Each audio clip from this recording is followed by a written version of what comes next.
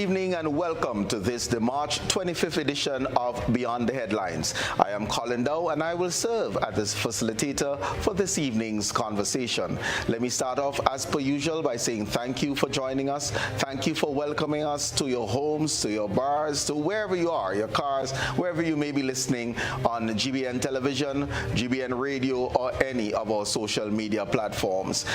It's getting hotter, it's getting closer, so we're speaking Carifta again this week. We have with us two gentlemen who are well accomplished in the field of athletics. Joining us from Trinidad and Tobago, we have Mr. Jehu Gordon, who is the team manager. And in studio, we have the PRO of the Grenada Athletics Association, Mr. Kwame Hippolyte. We anticipate that the president of the Jamaica Athletic Association, Mr. Garth Agale, will also be joining us later on. But gentlemen, welcome to this edition of Beyond the Headlines, and thank you for joining us to speak Carifta. Kwame, welcome.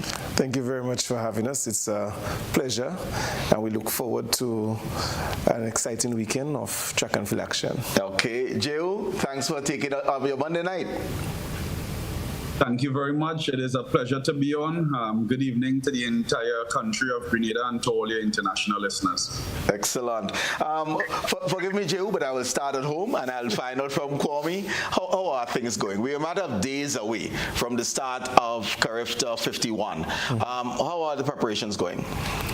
Well, the preparation's been going pretty good. We are satisfied with where we are in terms of planning, and we're in the stage of just being ready to execute. Most of the groundwork is complete, and we are now looking forward to just finalizing on the stadium, welcoming the athletes to Grenada, and giving a Grenada accommodation. Yeah. We've looked towards ensuring that our transportation system is at its best for the athletes and the delegates that will be here, as well as the accommodation for the athletes, food included as part of that whole package. And then to top it off, ensuring that for the weekend, Saturday, Sunday, and Monday, we are able to execute and give the athletes an event that they would remember, and it would act as a springboard for their trust to other endeavors in track and field. Okay. Whenever you're hosting an international event, transportation is your biggest headache. If you get transportation, you're right, everything else falls into place. Now, we're supposed to have, 800 or thereabout visitors coming to our shores, staying on, 14 different properties, if my memory serves me correctly. That must be a nightmare. Not necessarily a nightmare, a headache. I think so far, Deputy Commissioner Prince is doing an excellent job in ensuring that that system is in place to ensure that the athletes, from the time they arrive on the airport, that in getting to the hotel and then from the hotel to the stadium is done packed. And his team is constantly going over the route, the routine, and so forth, and coordinating with the Royal Grenada Police Force to ensure that the athletes get to the stadium on time, that they would leave the stadium in order and in time to get their rest for competition the next day. I've been to major meets, the Paralympic Games, and transportation was a headache. Right. So getting transportation done well is one of the areas that the organization and delegates and so forth will be looking to evaluate and look and to assess us in terms of our execution of the meet. So transportation is one that we're really looking forward to ensuring that we have. Okay. Jehu, how is preparations going for Team TNT? I think preparations have been going pretty well thus far. We've had two training sessions for our athletes, and we also recently competed all relay teams at the Falcon Games this weekend in Tobago, and we had a pretty successful stint. So Wednesday would be our last training session before we come over to Grenada on Thursday, and I have no complaints with our build-up thus far. Okay. Tell us a little bit about how your team was selected, how early they have been selected, and what regimen they have been under leading up to the stage. Well, in Trinidad and Tobago, we have a club system. So our trials were, I think, the first week of March, based on the entry requirements and the deadlines set by the local organization for the Carifta Games here in Grenada. So we had to have our trials a bit earlier so that our entries could go in, so that the necessary logistics could be taken and accounted for Team TTO. So once the trials was out, we had a week after basically to send out all our selection letters and requests from coaches based on the events that were entered for final confirmation. So preparation really has been taking place over the last 3 weeks or so, and we really look forward to coming to Grenada.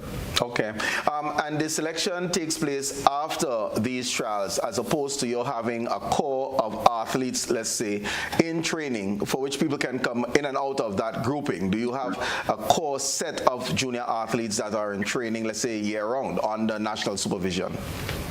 No, we really do not have that. We have different programs where we have like youth elite athletes and programs where we have foundation sponsored athletes, athletes with the talent, but because of the support at home, economic background, socio-economic status, and these different things, we give them funding through different programs. So they would be monitored.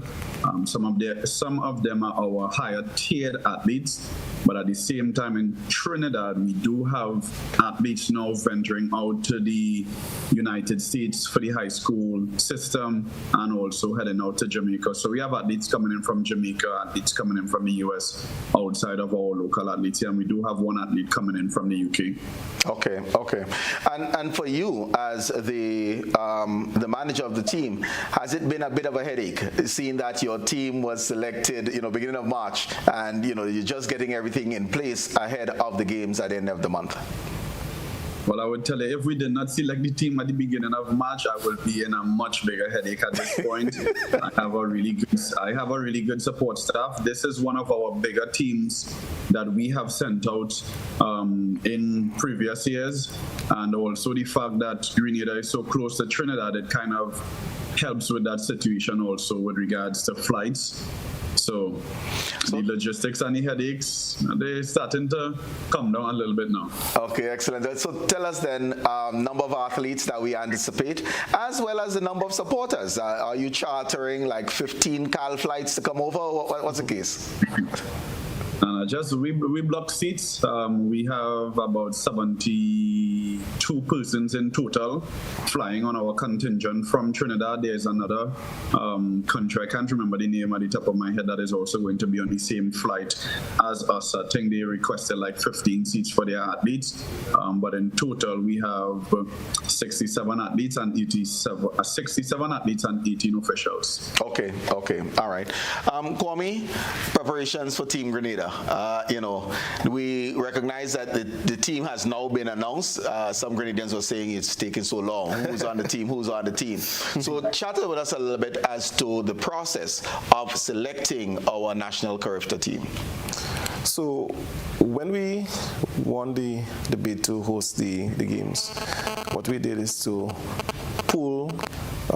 look at the performance of the athletes from last year and pull a core group of athletes together as a pre-selected team.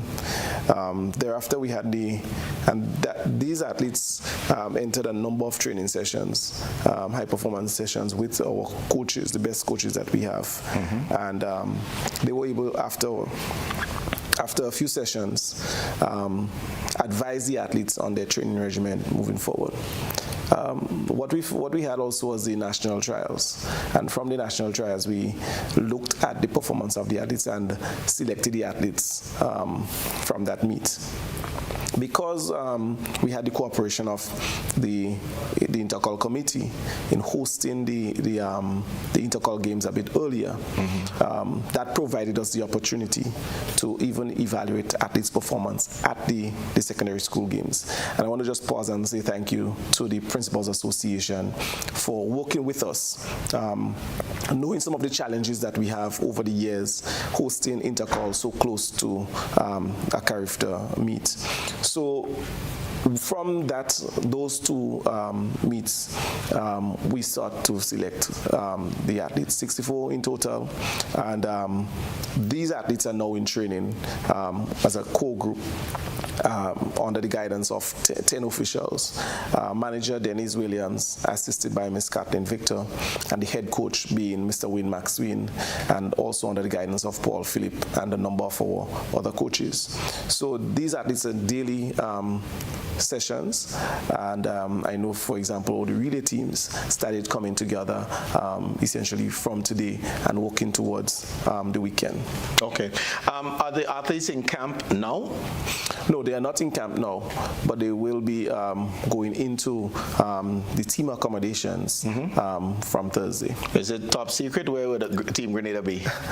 I am not certain as to where Team Grenada will be, but they will be in one of the smaller accommodations based on team size. Okay, okay. Share with us in terms of the coaching staff. How were coaches identified to join the teams? Was it from the secondary school systems, from our clubs, combination of both? Who made the cut and how? Well, it was, I would say, it's a combination of both. Most of our coaches are in the club system. So outside of Mr. Maxwin and Paul, working along with the team this year is Kurt Felix, and he's focusing on with the athletes in the jumps and so, and some of the multi-event athletes. Then you have some of our younger coaches coming up, Coach Keto, as well as Coach Naid. They too would have been selected based on obviously their skill and the skill set that they can bring to the team. So that, and then we have Coach Lee Coffey, who've been bringing out and producing a few athletes in the last few years. So it's a combination of a few things, and when the selection committee meets, they recommend, but the Athletic Association board confirms who are the coaches that will travel with, who will be with the team for the games. Okay, okay. Jehu, it is an expensive venture to field a Carifta team. What type of support do you get as the Trinidad and Tobago Athletic Association? Is it from government, private sponsorship, combination of both? How is the team supported?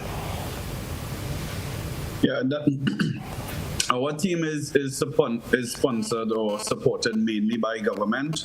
So we have the sports company here in Trinidad and Tobago that deals with all the organization of sports. We have the Ministry of Sport and Youth Development that helps with the assessment of all our national facilities, making sure things are in place. We do have our private sponsors, the National Gas Company, one of our title sponsors here in Trinidad and Tobago, that is also helping fund the team preparation this year, because we do have such a large number and we are trying to achieve something that we have never achieved before. And I assume that is a win, Carifta 2024. I'm not sure if we're ready to win overall as yet, but I know Trinidad and Tobago is definitely bringing the heat. We're cooking up a storm.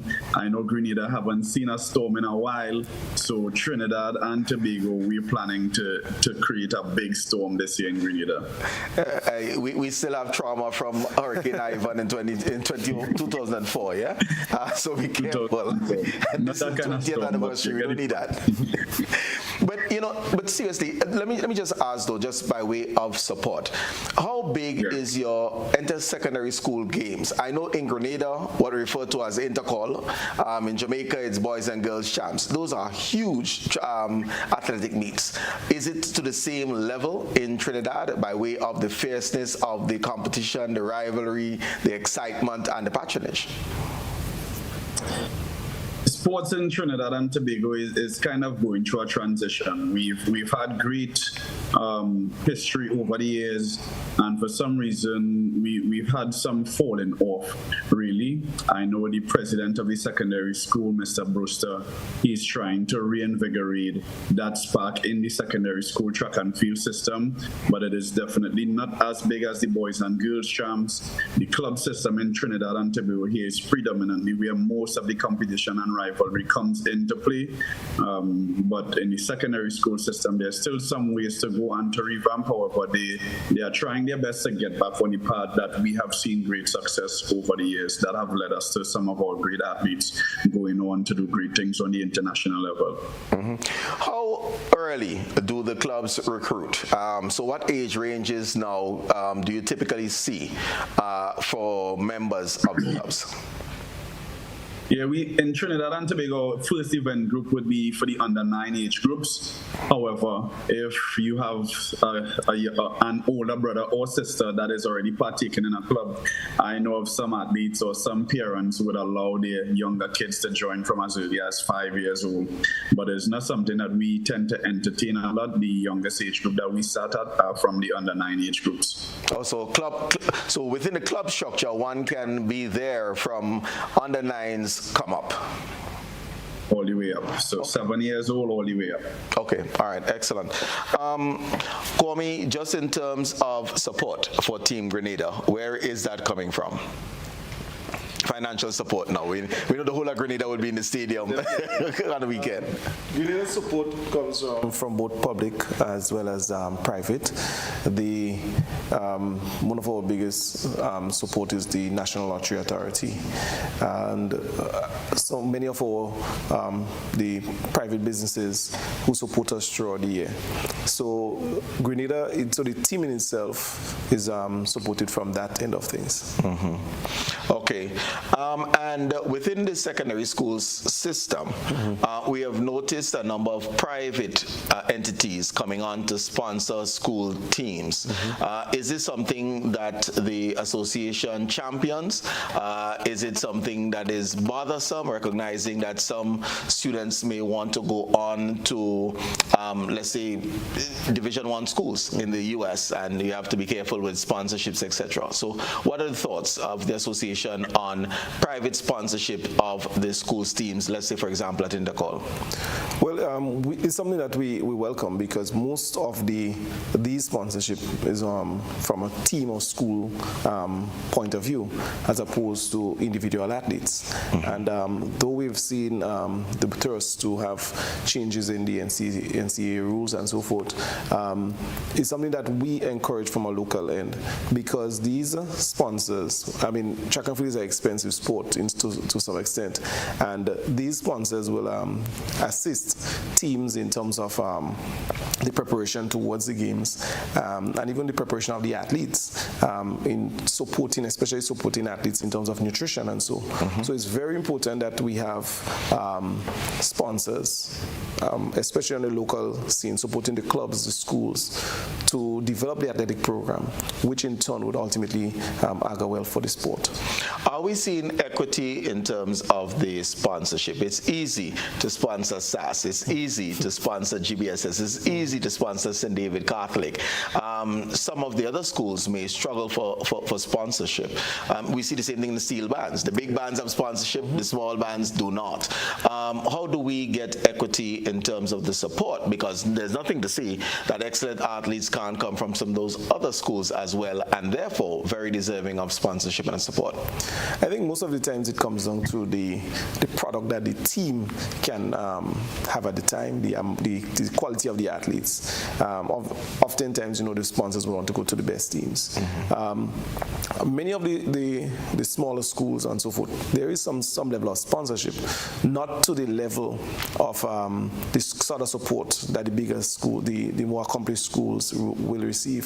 So I think there is some level of balance in terms of equity. What is needed, I think, is that when sponsors get on board, that what they expect from the teams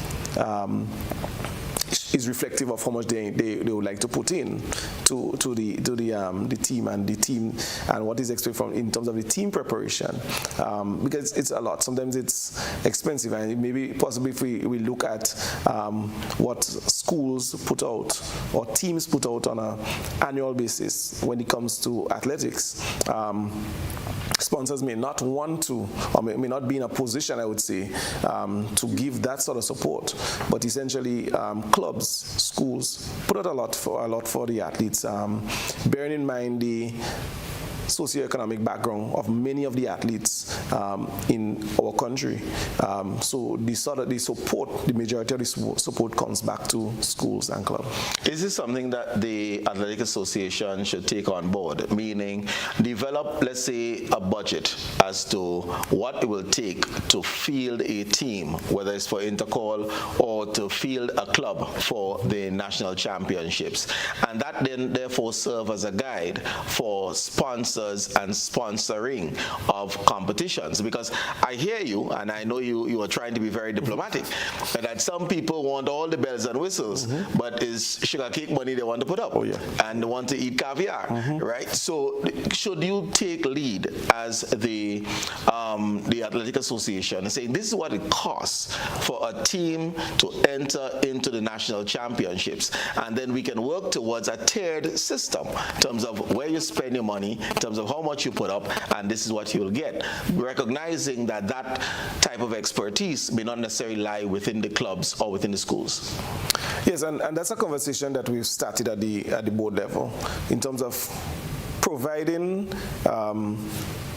support and training to our members in terms of being able to approach sponsors, being able to work with budgets and so forth. That's a conversation that we've started, and we will be looking towards that sort of training in the coming years. So we see it more assisting the clubs in terms of that level of organization and organizing themselves, so that when in approaching a sponsor, yes, you'll be going to the high figures, but you have to be able to attract and keep that sponsor when you do so. So there's something that we've started discussing as to how we can provide that level of support to members. Okay. Dowe, how well financed are the clubs? You say you depend heavily on clubs from the under-9s come up. How well supported are the clubs? I don't think the clubs are structured in a way that they are financially backed. I know you mentioned the schools now being supported privately, but in Trinidad and Tobago, most of our funding comes through the government, and it is a structure that we are trying to change, or hopefully can change within the next couple of years, where clubs can be incorporated, registered as NGOs, and that we get greater source of funding outside of public support. So at this point, you depend solely on, well, as a national association, central government, but the clubs are still dependent on holding a barbecue and selling doubles?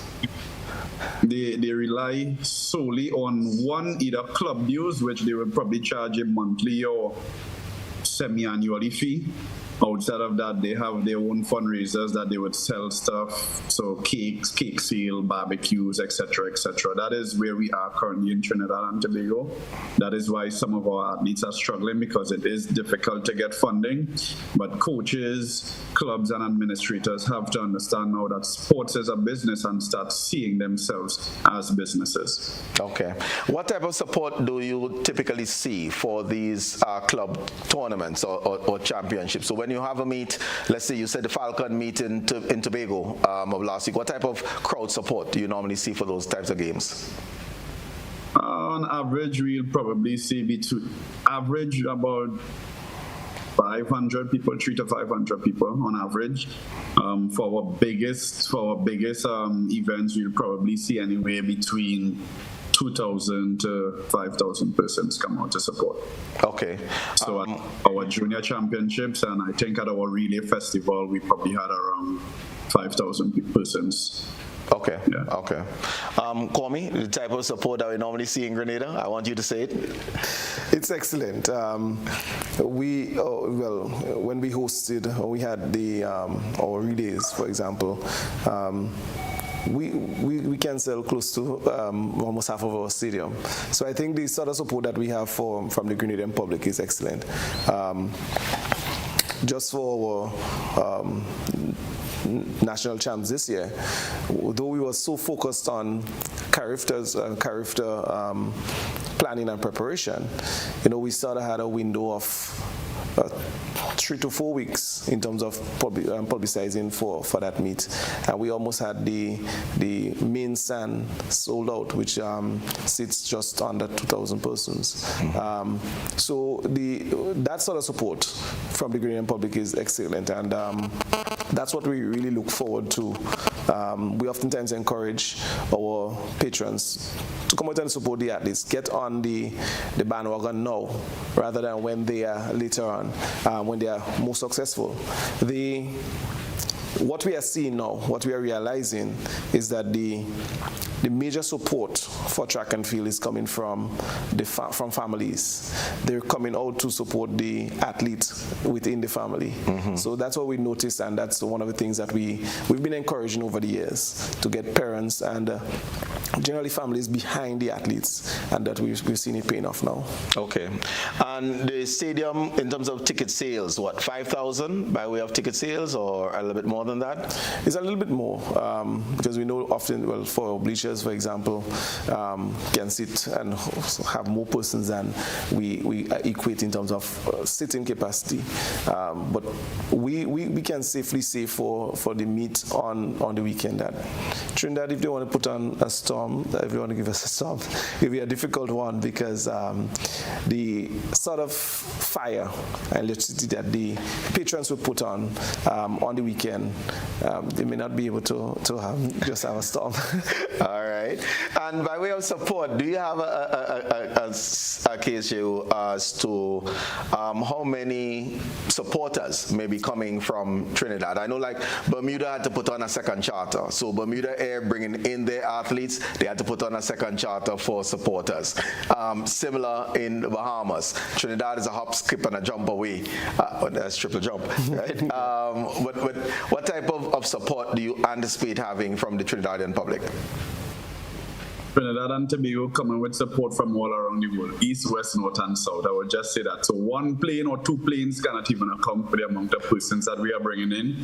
What we have seen this year, however, is an uptick in the initiative from the Track and Field Supporters Association. So they have been liaising with us even from the onset when they realized that Grenada would be hosting the games, even from the new spark and the new generation of our athletes coming up, the excitement that is around track and field right now in Trinidad and Tobago. Everyone wants to hop on board the bandwagon, as Kwame mentioned. You know, everybody likes to be a part of success. I mentioned the storm. It is brewing. It is coming. Everybody is excited to see the show that is about to take place. And I know Carifta in Grenada is going to be fantastic this year. You all are going to be great hosts. There's no doubt about that. But Trinidad, we are coming. We are prepared, and we're going to definitely show up the way we're supposed to. Excellent. And let me just go into, because showing up the way that you're supposed to, and you're tempering it a little bit, because like you don't want to boast, all right? And I get that. But as we look at the 50 years thus far of Carifta Games, and save 5 times, we see Jamaica, then there's a Bermuda, Jamaica, then Jamaica, there's 2 Bahamas, Jamaica, 2 Bahamas, and then just Jamaica. Is this a year where we can see another country's name penned in instead of Jamaica as the top country in Carifta? It will be hard. We know the history of Jamaica. We know what Jamaica sells as a product to the world. So if you have a greater product, it means, as you guys were mentioning before, everyone wants to be part of something great. And you really have to have a good product in order to receive that sort of external funding and support outside of your typical government. So with that being said, it will be very, very difficult to dethrone Jamaica. Their national sport is track and field. In Trinidad here, our national sport is cricket and probably football. That is second best. Then third is track and field here for us. So we may get there sometime in the future, but for now it is really to close the gap. Our best medal haul some time ago, I think it was in 2010, that was the last team that I was on.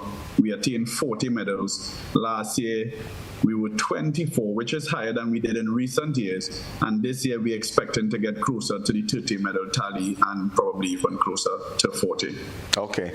It's time for our first break, viewers. We'll take the first break and we'll come back. I want to stick on Jamaica just a little bit and just to find out what are they doing that we probably can adopt Grenada and Trinidad to have the type of success we have seen that Jamaica has realized in track and field. We'll be right back.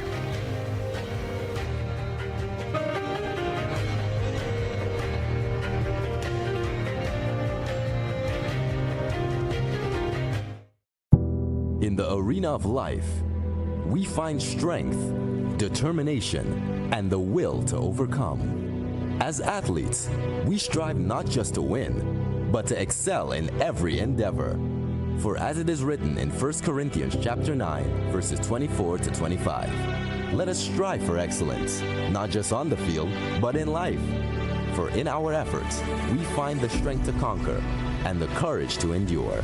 Keep pushing forward. Keep striving. Keep believing.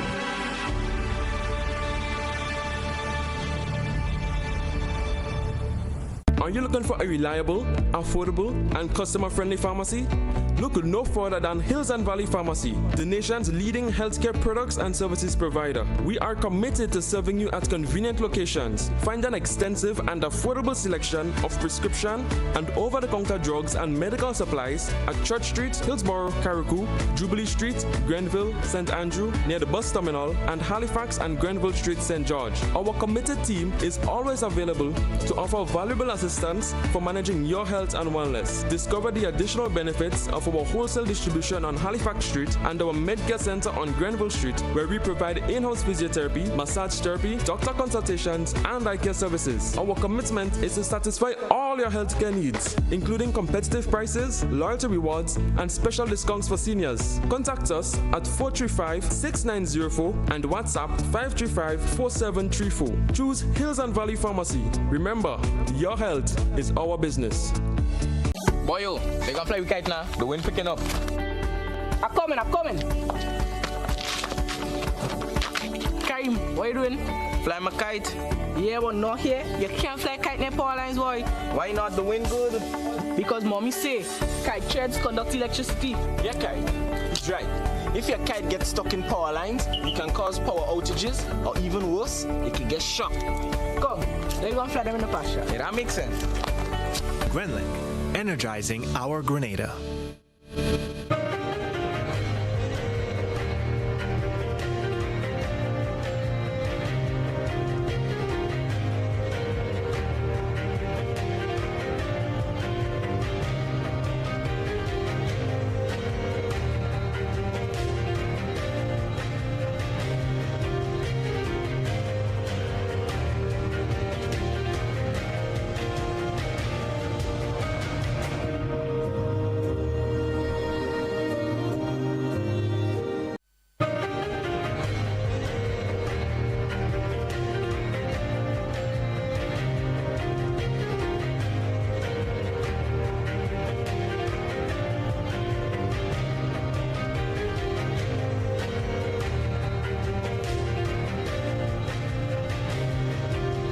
Welcome back, viewers, and we're talking Carifta 2024, the 51st edition, being hosted here in Grenada on the weekend.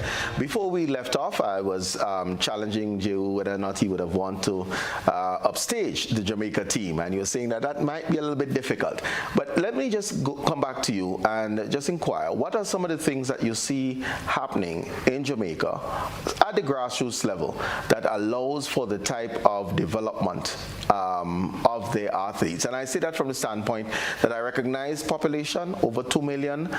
Trinidad and Tobago, though, has what, 1.6 million or thereabouts. So, you know, how can we be closer? How can you be closer to the type of product that Jamaicans are putting out? What are some of the things that you believe can be adopted to achieve this? Has a bit more structure with regard to track and field in the nation. They start from a very early age, from the primary school level, and primary school level is very competitive for Jamaica. It's probably just as, well, not as big, but it is close to in terms of competitiveness, in terms of support. In Trinidad and Tobago here, we push academics a lot in our schools, all the way from primary school to secondary schools. I know up to recently this year where we had principals that were not open to registering their athletes to compete at the secondary school game. So it just goes to show the mentality of where our system and our people here are at in Trinidad and Tobago. We are more academically oriented. So I would say, first of all, it really has to do with the structure, being able to collaborate and have the understanding that sports and academics can go hand in hand, and it is for the necessary authorities to help change that culture around it. we would require some kind of paradigm shift with regards to sports in our country. And that is the place where we have to start to get the Ministry of Sport and the Ministry of Education on board to understand even the challenges that we face with here now with regards to obesity in our country. Trinidad and Tobago is probably ranked in one of the top 10s in obesity here in Trinidad and Tobago. So it is something that we can use as a vehicle. We say that this is a vehicle, but we don't understand the moving parts that are required to get this vehicle up and running. So that is where I believe the first thing first is really, really the structure. And then if your main product is track and field in Jamaica, then obviously more support and more funding would go towards track and field compared to the other sports. Cricket, as told, is our #1 sports here. So anything cricket or football, sometimes we as track and field cannot have access to the track and field stadium because there's a football match and we would have to be rerouted to train somewhere else or even have a competition somewhere else. So we are faced with challenges, even though we have had many successes over the years. But home here in Trinidad, it is not very conducive towards even staying at home, raising a national champion or a world champion like myself. And most athletes, that is why they tend to go outside. So with regards to Jamaica, I'd say the structure and the system that they have in place is probably one of the first things that we need to negotiate around. I don't believe that what works in Jamaica would completely work in Trinidad because our culture is completely different. Our makeup is different. The mentality is different. Trinidadians, we are pretty spoiled people. You know, in Jamaica, I know not to say that this is it throughout the entire country, but sports is a way out for many people. In Trinidad and Tobago, sports is not a way out for many people. We could wake up, and if you don't have something to eat, you could go by your mommy, your neighbor, your granny, somebody going and bail you out. And I know that may not be the case in Jamaica because of their economic status. Yeah. All right. Well, how is this not recognized? And I'm talking now the linkage between education and sports. Whether it can be cricket, it can be football, it can be track. With the availability of scholarships, with the scouts coming from colleges from the US and elsewhere giving scholarships, doesn't it make sense for top athletes to be encouraged to continue to exploit their sporting talents while at the same time focus on academics, recognizing the academics would get them the scholarships, which will then be able to provide the access? I think it starts with the parents, because if you're not performing well in school, then you can get kicked out of school. For example, I'm at the University of the West Indies here locally, and I coach the track and field team, but they don't offer track and field programs for scholarships. So when you have the US now coming in and offering our top athletes scholarships to go outside, it makes things difficult for them to even stay at home here. So we have to change again the mentality and understand what is required. But the parents, they need to educate themselves more, understand what is happening, because most of our parents, I can say for myself, my parents would not in no way have anywhere close to the amount of money required to send me out on a regular scholarship. So for me, I had to understand from a very young age that this is my way out, and I had to do what nobody has ever done in my family, which was first of all to graduate from high school, attain a degree, and try to balance both academics so that I can benefit from it financially to help my family and even provide for myself in a better capacity. And in your case, where did you pursue your degree? I stayed at home and studied at the University of the West Indies locally here, where I coach here. Okay, all right. Kwame, just chat with us a little bit as to some of the things that we can adapt from Jamaica. But what are the challenges that we have in getting our athletes to the next stage? And can we, at this stage, have a homegrown world champion? I know it's a lot. So adapt from Jamaica. We'll start there. No, I think there are a few things that we can adapt from Jamaica. One of the things that I know work well for them is some of the programs that they have in place to assist coaches in terms of increasing their education and knowledge in the sport. one of the things that we can do better, we can do more in that aspect. Unlike Trinidad, where as you mentioned, the athletes, there's not that general focus really on athletics. We have that here locally, but what we now have to do is to try to cater for our athletes past the high school level. We do not have systems and structures in place that would allow for an athlete to possibly continue at home past the secondary school level, be able to go study at our local college or the university, and still be able to continue training, right? Because of the scheduling and so forth, there are some issues as it relates to clashing and training times and so forth.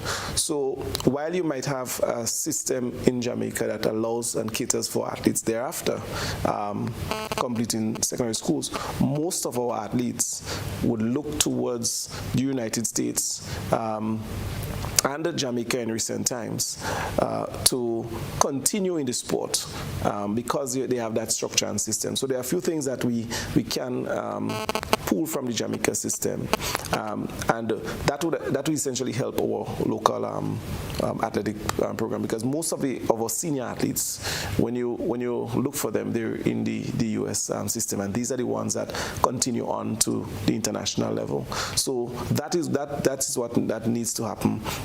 In Trinidad, for example, when you look at the number of senior athletes, they have more senior athletes continuing and competing in the sport after completing schools because of the club system. Right. Our club system now, that's what we hope our club system would be able to do, to continue, encourage athletes to continue the training and preparation after completing high school. However, what needs to go with that is the sort of support that these athletes require. Gio mentioned some of the support that they would give to some of their elite junior, elite senior athletes. We do not have that system and structure in place locally. Where I know they had a program a few years ago through the National Gas Company, which provided that level of support even through the Ministry of Sport. Because of the limiting in terms of finances and so forth, we are not in a position to. So oftentimes you would have to rely on some of the Olympic solidarity programs that would come along. But then again, the athletes that will be able to benefit from those are those who are at the Olympic at that level. So most of our our senior athletes who want to continue in the sport may not be able to get that level of funding. And in addition to that, they may now have to go to either to work, and some of the jobs do not provide and give them that leeway in terms of being able to finish at 3 so they can come to train, or when time to compete, clubs would have to write and so forth and sick leave. Though we have some local companies who give that sort of support, there are others that do not necessarily get that sort of support from. So there are a few things from both Jamaica and in the Trinidad and Tobago case that we can look at and see how we can pull and possibly assist our athletes at the local level. You mentioned something early on, and there was quite a bit of conversation certainly this year and in recent years on that, in that we lose a lot of our athletes, junior athletes, when they're through with Form 5, going into TAMCC, and there's been some conversations as to whether or not TAMCC, given the fact that we do not have a well-developed club structure, whether TAMCC should be competing at the intercall games, recognizing that it is the biggest games that we have on island. And I would like you to just give me your thoughts on that and juxtapose it from the standpoint that 6 formers in Trinidad compete in the inter-secondary school games, 6 formers in Jamaica compete in the inter-secondary school games. Our 6th form is TAMCC, and hence there is no distinction in some of our minds between that student athlete falling within the age range and those who are in Jamaica and Trinidad, Barbados, for examples. Because of the two caps that I hold. given that, but I think we have to evaluate it based on what it is. The sixth form in Jamaica and Trinidad, they're attached to a particular school. So athletes coming from, let's say if we are to include a TAMCC in the intercall games, we are speaking about, let's put it this way, sixth formers only being able to compete in certain events. Right. So I think there's a wider conversation that must be had in terms of whether or not they should be included. I saw an interesting argument when it was mentioned that it should be for students of a particular age group. But it is allowed. But intercall games have an age limit. It has an age limit, and especially with government now moving towards mandatory school until age 18, which naturally captures the TAMCC crowd. So these are some of the arguments that are out there. Yeah, but one would argue that the intercall games is for targets a specific grouping, and that is the secondary school, whether or not the people fall outside of that, because I might be 18 but not necessarily in school. Let's say, but it is a school game. It's a school game. So there are a few things that we have to discuss around it. Are we speaking to now also the students at Nulo as opposed to Tantine, which is also being considered, would consider as the natural sixth form also. Also, but we have a number of students who move into the SGU, and we started seeing that a number of them moving from secondary school into SGU. So there was an interesting conversation, argument that I saw as to why not have tertiary institution competition that would cater for a number of the tertiary institutions that we have and the people enrolled in those institutions, so that we can cater and have those athletes. But there is something that must go along with that.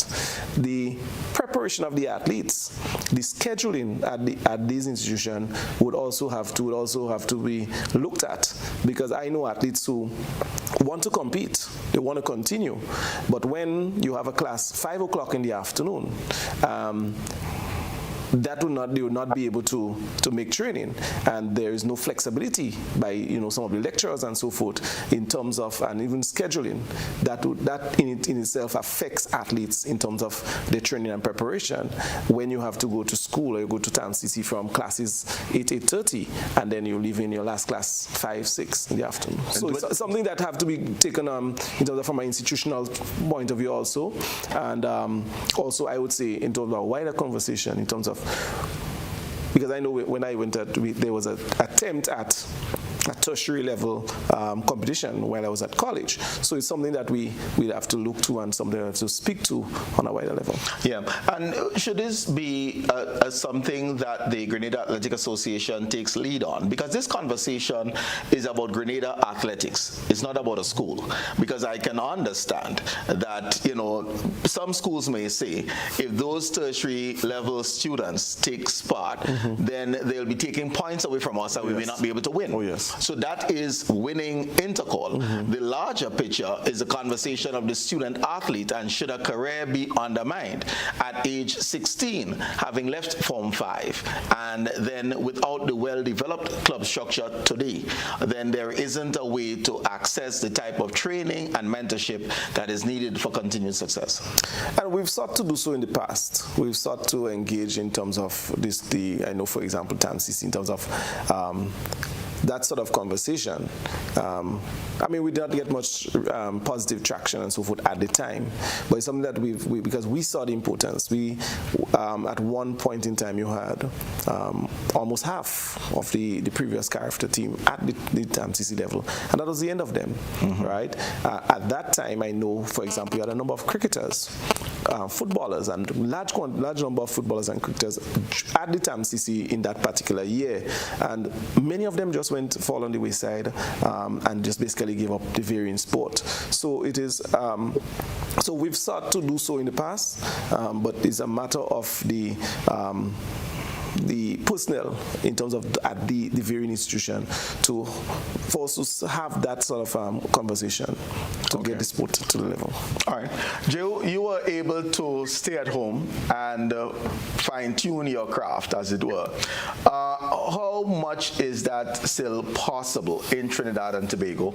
And speak to us a little bit as to your development of coaches to allow for athletes to remain at home and compete at the international level. Curveta is a first step, but beyond Curveta.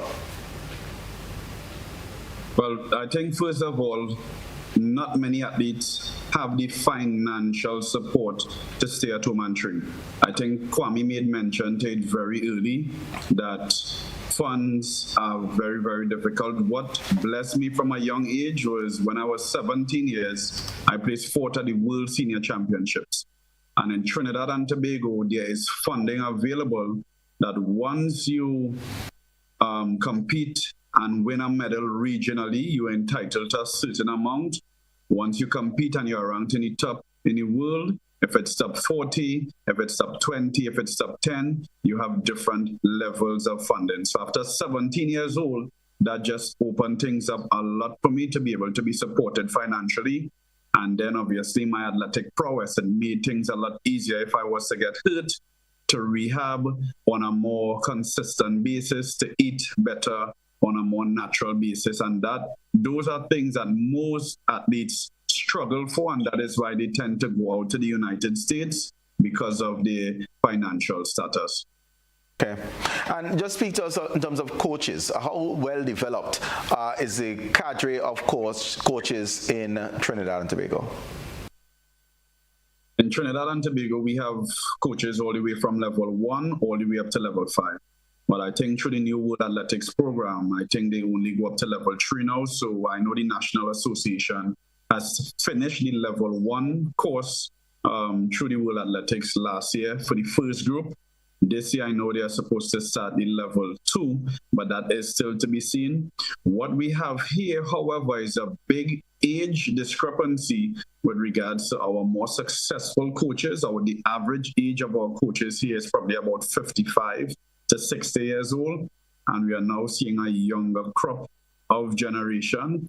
But I think where we kind of falter is the fact that most of our coaches hold on to the institutional knowledge that they have and do not share it as willingly. Some may share, but amongst the general population, our coaches really do not share. They do not cooperate in a way where we are trying to better Trinidad and Tobago, and it's more for myself and my club. And some coaches, they just have the knowledge through experience and do not really have the structure. So we still coach in 90s and 80s old school type of way with not really a proper structure as to how it is we are getting there. So we are having success because of the talent, but at the same time to say that we can document it to show the structure of how we get there, that is yet still to be seen. And the coaches are primarily with the clubs recognizing that that's the system that you have, as opposed to working through, let's say, a Ministry of Sport, Ministry of Education, going to the schools. Yeah, that is. So our government, our Minister of Sport, the Honorable Shamfa Kojo, has recently visited Jamaica with a couple of top executive members here in Trinidad and Tobago through schools, through clubs, through university structure, to try to see how best we can learn from Jamaica, because Jamaica is the powerhouse of the Caribbean and one of the powerhouses in the world of track and field. So now what we are trying to do is place some of our younger coaches in the primary school level, because as mentioned, some of our we are getting kids at 17, 18 and 19 years old, and I have them now at the local university that do not have the basic motor skills, which is very difficult to comprehend, to learn and jump balance, coordination, all these different things. Those are things that should be taught at the primary school level. So what we here in Trinidad and Tobago now are trying to do is to put or place some of our more educated coaches that are just graduated into the primary schools and now into the secondary school level, where we can have a little more structure in track and field, and hopefully in the next coming years, in the short term, within that 3-year period, we should be able to see some differences in our athletes, in our coaches developing, getting more experience, and just developing all around as a country. And that's actually what's going to be my next question. How do you identify talent? In school, you're in a race because you're among your friends. But, if the club structure is a dominant one, how do you identify talent? There's no set way to identify talent in Trinidad and Tobago. There are obviously some persons with a bit more flexibility that are retired. So they may go out to schools when there's school sports or national secondary school games, and they will sit and recruit. But most of our coaches here in Trinidad and Tobago, they either work a full-time job or they have something else to do. So it is very, very difficult to say that they can dedicate 100% of their time to track and field. So mostly the ones that are retired, that are attached to our program, they will have the flexibility to go out, they'll recruit, they'll recommend, and then it's a lot of word of mouth too. Right? So once you have a top club in the country, athletes running fast, everybody flocks to that club. So if I'm in a club and there are guys running great 400 times and most of the athletes are predominantly really successful and achieving top tier status, I may feel the need to leave my club and go for there. That is not the instance in its entirety, but that is also another way where some of the clubs recruit to. They see other athletes performing, they might sell the dream of, hey, I can get you to this point where you're at now, it is not working out for you, and they tend to sometimes take the athletes from the other clubs. Okay. Kwame, how do we identify talent in Grenada? And then what do we do once that talent is identified? Well, most of our talent is identified through the sports programs of our varying schools. So from the early age, on the 9s and so forth, even on the 7s, at the school level and at the primary parish level, oftentimes you'll see our coaches and so forth identifying, targeting athletes from there. The good thing about it in recent times is that parents are now at that age group, the under 9 age group, they're actually going to clubs with their sons or daughters in order to join and train. So it's sort of that's in that way. We do not have any set programs at present. In the past, we had the on track program or the right on track program that assisted us in identifying some of our athletes. But in recent times, that's the main way. What happens thereafter is that even at our coaches would then continue working with these athletes towards their training and preparation. Athletes transitioning who fall outside of that and transitioning from the primary school into the secondary school system, that is where you have some, the secondary schools in some instances that I know would target these athletes in order to get them into their program to ultimately fuel their intercall program. So it is that's what our coaches will oftentimes do. And the good thing about that is that some of our coaches, because they're at the school level, and we've noticed that in recent times, most of our coaches at the school level, the high school level, they are able to do so, right? So it is that's what most of the practices that we would see. We have seen good success in field events in Grenada. That requires technique. That's not just I can run fast, right? How do we ensure that these talented individuals get the right training? Jay spoke of he's seen a 17-year-old showing up at Dowe and don't necessarily have the form and the technique down pat at that stage. How do we ensure that fundamentals are taught earlier? Well, what we've noticed is that our coaches needed that level of training. So we sought to put on the local level one that targets all of the events. So for the past 2 to 3 years, that's what we'll be focused on, running our local level one coaches, and that's outside of the World Athletics level one program. So as to ensure that our coaches are able to train and target some of these athletes that would come with them with the raw talent.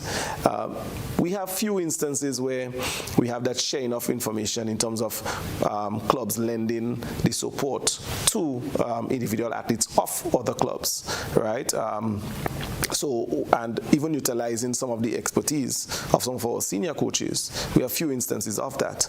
The good thing about it is that the rapport among most of our coaches is good in terms of being able to advise coaches on the technique and so forth, and even training regimen of athletes. We've seen in recent times. So that's what normally happens, especially in terms of the field events. Okay, all right. Viewers, it's time for our second break. After that, you'll certainly have the opportunity to call in to share, but we'll zero in a little bit more now on CARIFTA 2024 and what we can expect from Team Trinidad and Tobago and Team Grenada, medal counts, which events, etc. We'll be right back. Oh, yes.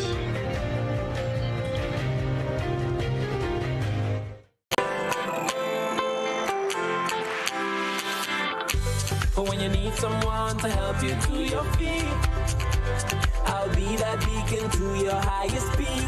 Oh, I'll be right next to you, no, I will never leave. Come on, take my hands, we got everything we need. Cause you can look to me, yes, I can. Whenever you're in need, yes, you can. Just call on me and I'll be on my way. I'll be by your side, never to divide. The light that shines our way. Wherever you run me, we'll make your dreams come true. Next side, next side, next side, next to you. Nexa Credit Union, with you wherever your road leads.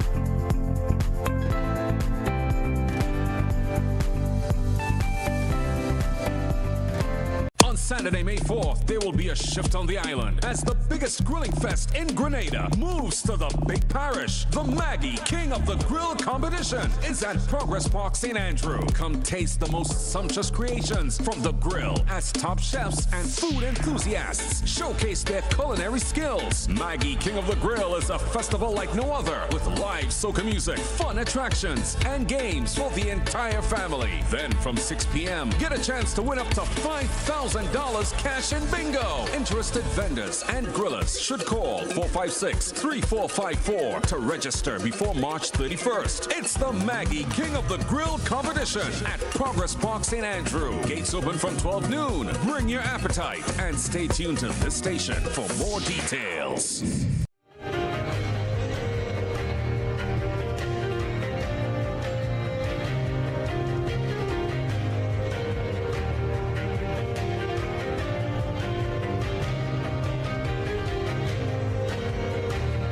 Welcome back. We're talking CARIFTA 2024.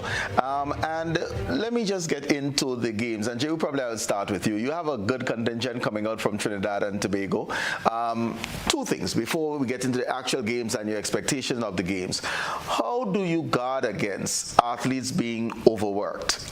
In Grenada sometimes, certainly because of how competitive our inter-call games, inter-secondary school games are, some athletes are, I would use the term, it's my term, abused because of their talent in order for a team to win the competition or be competitive. How do you protect your athletes, certainly the national athletes, from being overworked within Trinidad and Tobago?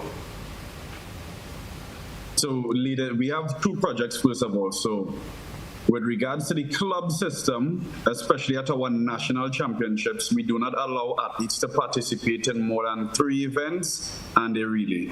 All right? After the Carifta trials this year, we had a couple of events, competitions per se.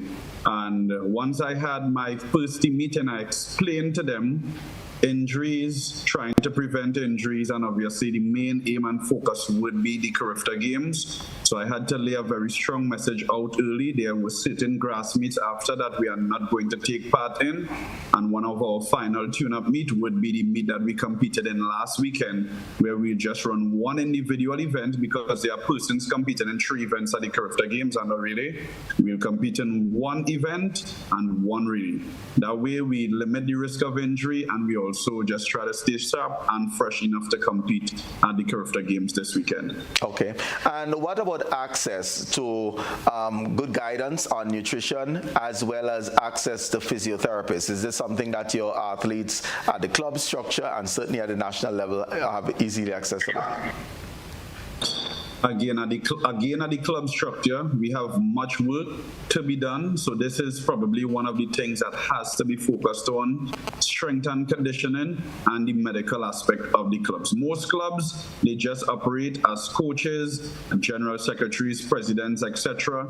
And they forget that there are different aspects to track and field.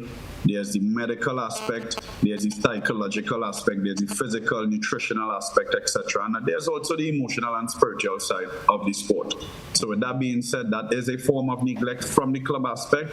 But once you get selected on the national team, we try to make medical services available to our athletes as early as possible. So we put in a budget either to our sponsor, either to the government, to understand that we need to make sure and take care of athletes, of our athletes to the best of their abilities moving forward over the next 3 weeks or so, even though the clubs have had the majority of time with them. So if they have any niggles, they're able to get access to rehab. What I have done this year compared to last year is to make sure that we have ice baths and recovery pools available to help with athletes that in the hot sun training, because obviously, the heat that we are faced with here in the Caribbean these days, and also the Sahara dust, proper recovery, and also proper nutrition, which is very, very important. I've tend to pay a little more focus on that this year for our junior athletes, and that is why I can say we've had a really great preparation thus far. Excellent. Kwame, preventing overwork of our athletes, especially those who are going to be selected for national duties. And I know some of the cases that you mentioned earlier, but what we oftentimes do is something that happens at the national level is through the Ministry of Sports, the availability of physiotherapists for athletes, even at the club level. One of the things we emphasize is the proper training and preparation of the athletes, and upon selection, we would advise. In some instances, I know last year we had to advise teams to limit the number of events the athletes compete in, especially at the intercall games, which was held closer to Carifta. And that's one of the things that we realized. That's why we worked with the Principals Association for this year to ensure that we have these games a bit earlier, to allow for that recovery of the athletes after the intercall games, and to give that buffer, yes, for the preparation and execution, but also to assist with the athletes so that we can get the best performance of our athletes on home soil. Okay, and is there a structured system, nutrition, physiotherapists, etc., at any level for our athletes? So whether we're talking within the clubs, you mentioned the ministry may have been able to provide some, but how accessible is that to an athlete within a secondary school system, etc.? It's generally accessible. What oftentimes would happen is that the athletes and the varying coaches will work with the personnel at the physiotherapy center for the athletes to access the treatment. What I think we must do better is in terms of the nutrition and the other supporting aspects that would come along. training of our coaches into new innovative practices that should be taking place. I know from the info session, JU made some recommendations as to what they would like to have access to in terms of while here on the weekend to ensure the recovery of the athletes and so and that sort of system, that sort of support in terms of the facilities and equipment that would assist and enable our athletes at that level to buffer in terms of their recovery and their preparation, that we need to do more at our club level. But it comes back to the level of funding that clubs, schools are able to access to access and have these available. I think all of those, we're starting to see a bit more, but it's only on the small scale level. You have the foam rollers and so forth. We're just at that level. Trinidad have gone past that in having the recovery bags and so forth. So there's a lot more that we'll have to do and things that we have to infuse in our sport to assist our athletes. Okay.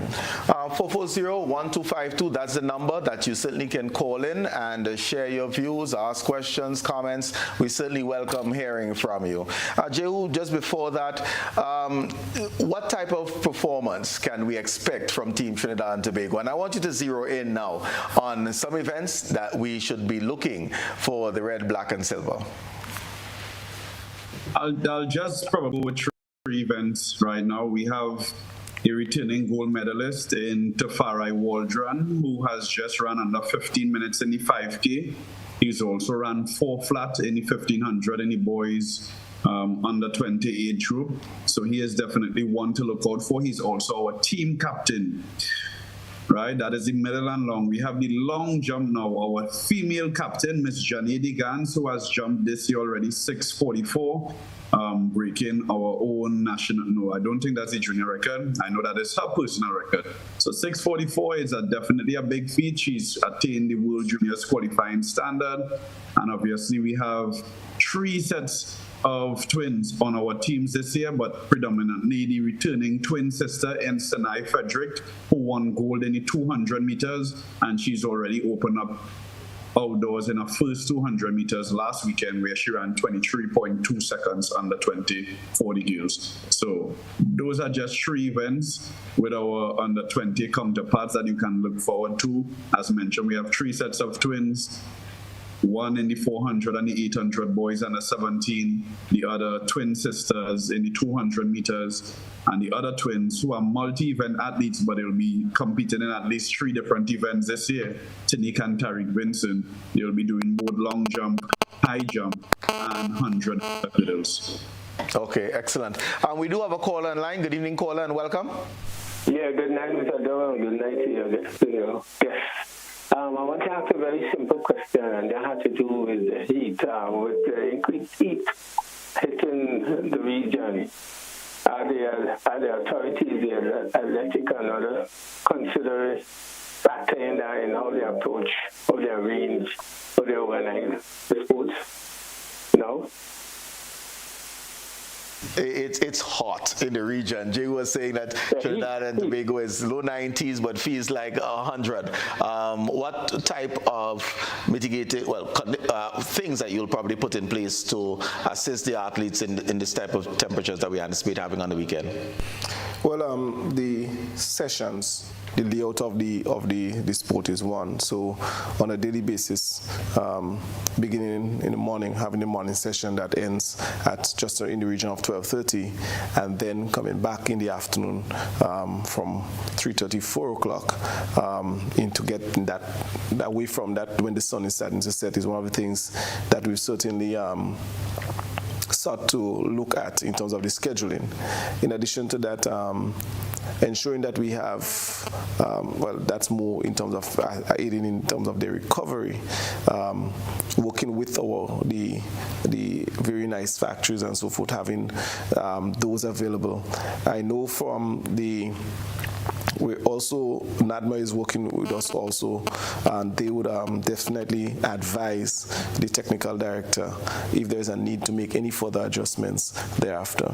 Okay, so the schedule of the events, morning, afternoon, late afternoon into evening, ice baths and so to assist with recovery at this point. Definitely. Okay, all right.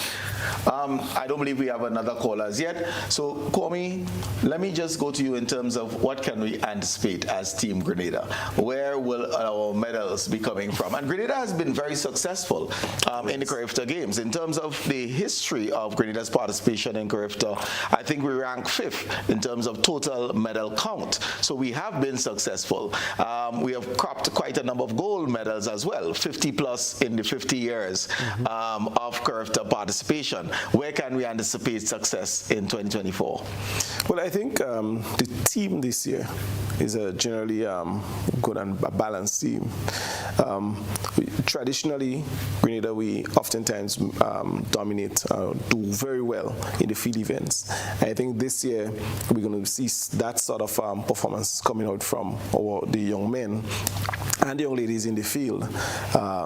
The javelin throw, as well as some of the shot put in the events, shot put throws in the under 20 categories. In addition to that, the sprinters, the athletes we have, I think is one of the years we've seen in terms of greater depth, as well as the number of young men in the under 20 and under 17 category. So we can look forward to some of the performances of our athletes in those areas. On the female side of things, I think we will see some good performances from our female throwers. I think the under 20 girl in javelin, who should give a very good account of herself, as well as some of the sprinters that we have at the under 17 category. So I think generally the athletes across the board will give a good account, and the general public just have to come out and give them that additional support. Would we see Grenada climbing the podium in the sprints, 100 meter, for example? I think it's possible. I think based on the level of work that our sprinters have put in over the last few years, that it is quite possible that we can see a medalist coming from in the sprint area. Okay, 440-1252. That's the number if you want to join our conversation. Jehu, as you look at your team, is it possible for there to be an Austin Seeley awardee coming from Trinidad and Tobago? It is going to be tight. The events that we do have people doubling in, one is going to be great and the other one is going to be okay. But in order to win the Austin Seeley, you need to be outstanding in at least 2 events, or at least really, really outstanding world class in at least one, to send a message out to the region and to the entire world. So it will be tough, but it is not possible. All right. I mean, and this award, and I will ask the same question of you, Kwame. And just to recap, in the 47 years of Carifta Games thus far, 16 Jamaicans have won the Austin Seeley Award. 3 Trinidadians have won the Austin Seeley Award, and one of them we actually have on with us this time. The second person Trinidadian to win is actually Jehu Gordon. And what was interesting, if my memory serves me correctly, he won that award in 2010. That was the same year Kirani broke the 400 meters record with a 45.02 as a schoolboy. And yet still, while Kirani won in 2009, he was not able to repeat in 2010 because of one Jehu Gordon. What were those events? And tell us how that feeling was as you were able to perform at Carifta 2010. When I competed that year, obviously, the focus was not on any Austin Seeley Award. I wanted to just go out and do better than I did the previous year. So in 2009, I think it was St. Lucia, I broke the 400 hurdles record and I ran 50 flat, and I won the gold in the 110. And then in Cayman Islands in 2010, I broke both the Carifta records, 1344, held by, I think, Ryan Brathwaite from Barbados. And then I also broke my previous 400 hurdles record the previous year. So it was both records and both gold medals in the 110 and 400 meter hurdles. And eclipsed Kirani James for that Austin Sealy Award in 2010. We still pay you in mind for that. What Kirani did was exceptional, because we went on to witness what he has done, the longevity that he has had in the sport, and he's still continued to be a beacon and a flag bearer for not only Grenada but for Caribbean track and field. Absolutely. Thanks for mentioning that, because it's both the longevity of Kirani's career is important and has been significant, and the fact that we look forward to his performance in Paris, as you can anticipate, and whenever he has ran in the Olympics, he has medaled. I'm just saying that, and he's running in Paris this year. Austin Sealy Awards from Grenada? I think it would be a tall order. In 2016, we saw Anderson winning the Austin Sealy Award because of his exceptional performance in just the javelin event. Right. I think that's what, if my memory serves me well, from 2010 when Dowe won the award. It was because the performance in itself was exceptional, and it was at close to world standard, right? Or if not surpassing world standard. So that's one of the things that you would look at. They would look at in terms of determining who should be awarded the Austin Sealy Award. Mm-hmm. So I think it definitely would be a tall order for our athletes this year. I think it might just be one of the years that it's sort of wide open, and to have the adjudicators of that award having to really look to and giving the athletes the opportunity this year to give a performance and set themselves up for achieving that award. How has the conversion been from top athlete at Carifta to world champion? Whether it's winning an Olympic gold or not, but having a long and fruitful career in track and field. Has that conversion been at a rate that one is happy with? I think so. I think based on the athletic program of many of the Caribbean countries, we oftentimes work towards, at a regional level, first the Carifta Games. And that would give you the opportunity to gauge your athlete's performance on the region, and then see if you can move on thereafter. And from the onset of the Carifta Games, many of the athletes, from Veronica Campbell-Brown, Usain Bolt, a number of persons, Daryl Brown, Anderson Peters, Kirani, they would have moved on to continue to perform at the international level. So I think the games in itself is that springboard for athletes in terms of moving on to the international level, as well as to many of the other regional and international meets that we will have. In addition to that, over the years, we've seen athletes qualifying for whether it's World Youth, World Juniors, and in some instances, rare instances, you have them qualifying thereafter. So the games in itself are as well for that transition of athletes from the junior level into the international senior level. The level of organization and execution of the meets also gives the athletes that experience, so they know what to expect and how to handle themselves in events of that nature. So the support that NACA could give to these games, because of the level at which the competition would be, is also providing that opportunity for athletes to move on. Okay. Dowe, your impression as to the conversion of top Carifta athletes into a professional career in track and field, is that conversion taking place at a level that you're happy with, or is there more we can do to ensure that our top athletes make a fruitful career of track and field? I think there's always more that we can do. The main important thing that I'm seeing here in Trinidad and Tobago, because I'm also head of the athletes committee, is the fact that our athletes are not being guided properly. Some of the coaches that are there, they're just relying solely on coaching the athletes, but more research needs to be done in terms of who we are handing these athletes off to in terms of the universities.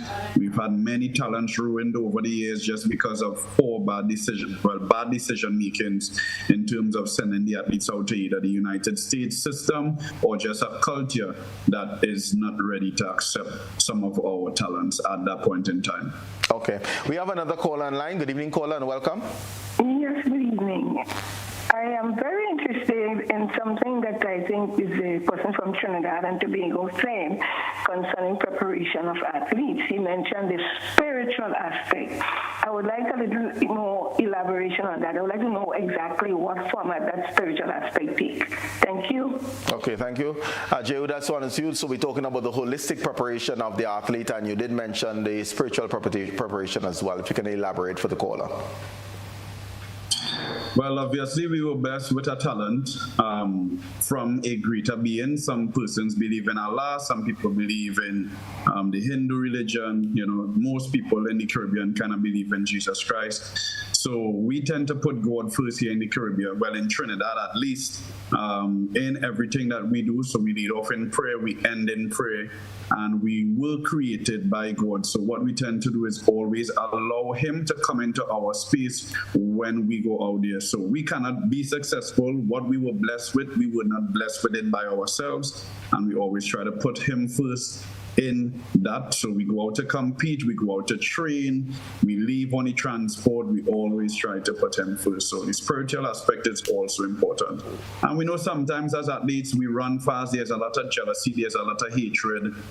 Some people tend to believe in different spiritual attacks and these different things. So we always try to stay prayed up, we always try to stay grounded, and we always try to put Him as our foundation here in Trinidad and Tobago. So that is the spiritual aspect that I do mean and that I'm referring to.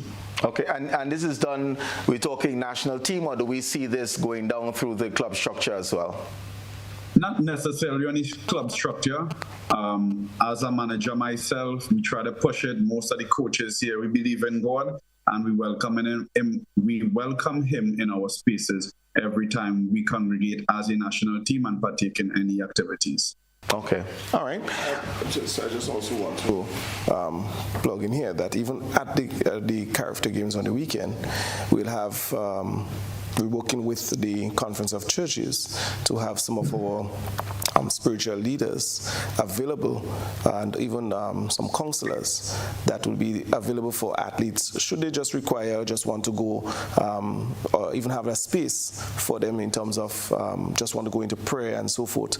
And we have to remember that many of our athletes come from families that base themselves in many of the Christian principles and practices, and even in whatever religion, and they too would need or would want that space and time to ensure that they spend their time in their spiritual realm. So those would be even available for athletes and coaches at the games. So we have to ensure from our end we provide and have all aspects, because it's something that even at the club level here, you have the support of varying churches and so forth with teams. So it's that sort of holistic development that's necessary for athletes. And we do recognize that Carifta takes place on Easter weekend, which is one of the biggest religious holidays. Okay. It's just about time to wrap up, and Jehu, I will start with you, and I will ask you just wishes. So wish for track and field Trinidad and Tobago, wish for Team TNT Carifta 2024. We don't wish, we just spoke about God. You understand? If we believe in God, then we obviously have to have faith. work without faith is dead. So my prayer for this weekend is to ensure that Team TTO has a very successful stint. It is going to be one that is going to be remembered in the history books of Trinidad and Tobago, and it is going to be one of our more successful characters within recent years.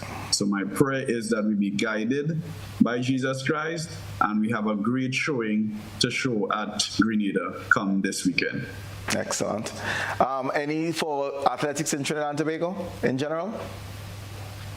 We just need to hope and pray that the government could see the rewards here that we are receiving through track and field and continue to put our future hands in these young leaders to guide us. When we travel overseas, I've never heard anybody ask about my prime minister or president. They've always asked for a sportsman. They've always asked for someone in entertainment. So let us at least humble ourselves in the way that we should humble ourselves and invest in the future of our country, which are these youths here in sport, not necessarily track and field, but for all the sports, all the arts, all the entertainments in Trinidad and Tobago. Okay, thank you. And Kwame, your two prayers. I'm not going to go in wishes again. Your two prayers this weekend and certainly for track and field in Grenada. Well, certainly in terms of Team Grenada surpassing their performance from last year, I really look forward to. What was our medal count last year? We actually don't have numbers half-had, but certainly for them, I think just because they are the team, we have a number of persons who still have a lot of opportunities at the character games for them to take this experience and also as a motivator for them to work towards greater things at the character level and even going further than character. So I really look forward and do hope that the team would remain injury-free, that they're able to perform, they give and have that everybody who performs from Grenada on the weekend achieve personal best performances and season best performances. So I really look forward to that, and I do pray and hope that for games itself, it's one that is really successful for all teams that we participate in, that all athletes remain injury-free and that they give their best performance, because we want to ensure that this character games remains in the mind of everyone who is participating, from the over 500 odd athletes that would have taken part, the over 500 volunteers that will be assisting and ensuring that we execute these games. So that's my prayer for the weekend. Thank you very much, Mr. Kwame Hippolyte, PRO of the Grenada Athletics Association, Mr. Joe Gordon, manager of Team Trinidad and Tobago. Thank you, gentlemen, for joining us, and thank you, our viewers, for participating tonight in this evening's edition of Beyond the Headlines. Remember, we're not going to be having a show next week, Monday. It will be Easter Monday. We will be at the stadium, though, as we wrap up the victorious weekend in Grenada, whether we're at the top of the medal count, but certainly for hosting a successful game. And I certainly encourage us all to go out to support all of the athletes next weekend, and let's be our usual good Grenadians and be welcoming hosts to all of those coming in. Thank you so very much for being a part, and look forward to joining you again week after next. Take good care.